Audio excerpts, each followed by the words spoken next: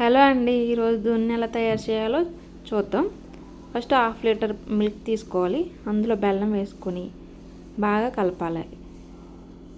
పాలల్లో బాగా బెల్లం కరిగేలాగా తిప్పుకోవాలి. ఒకసారి మీరు ట్రై చేయండి, చాలా బాగుంటుంది. మీరే కామెంట్స్ చేస్తారు బాగా వచ్చింది అని. బాగా కలుపుకున్నాక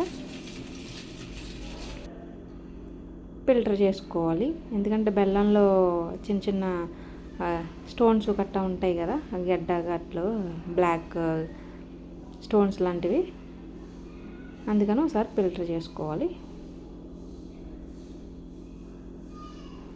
చాలా ఈజీ అండి, మీరు కూడా ట్రై చేయండి. ట్రై చేసి చెప్పండి ఎలా వచ్చిందో ఏంటో. చాలా ఈజీ. అలాగే దీనికి వాడే పదార్థాలు కూడా చాలా తక్కువ అండి. ఓన్లీ మిల్క్, బెల్లం, పెప్పరు, ఇలాచీ పౌడరు అంతే. ఇప్పుడు దీంట్లో జున్ను పౌడర్ యాడ్ చేసుకుందామండి.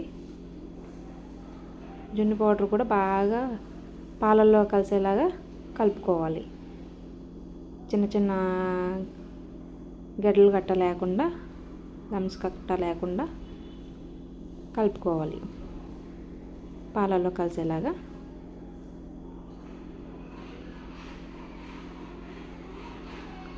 కలుపుకోవాలి అన్నమాట.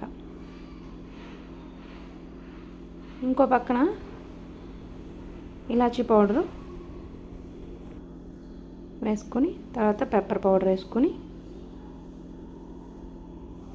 మీకు ఎంత కావాలితే అంత వేసుకోండి. పెప్పరు కొంచెం స్పైసీగా ఉంటుంది కదా, దాన్ని బట్టి వేసుకొని కలుపుకోండి. కొంచెం స్పైసీ తినేవాళ్ళు ఉంటే అలాగా.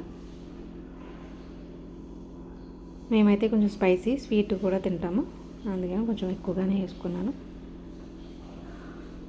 మీరు ఎలా తింటారో దాన్ని బట్టి మీరు వేసుకోండి. బాగా కలుపుకున్నాక ఫైనల్గా కొంచెం పెప్పర్ కూడా వేస్తానండి. అలాగే ఈలోగా స్టవ్ మీద ఏదో ఒక గిన్నె ఏదో ఒకటి పెట్టుకొని వాటర్ వేసుకొని, వాటర్ హీట్ అయ్యేటప్పటి మనం పెట్టుకోవాలండి. ఇది జస్ట్ 30-40 మినిట్స్ ఉంచుకుంటే మనకి జున్ను తయారవుతుందండి. మళ్ళీ మీకు జున్ను తయారయ్యేటప్పటికి చూపిస్తాను. ఇది 40 మినిట్స్ అయ్యిందండి, జున్నులాగా ఉంది. చూసారా ఎంత బాగుందో?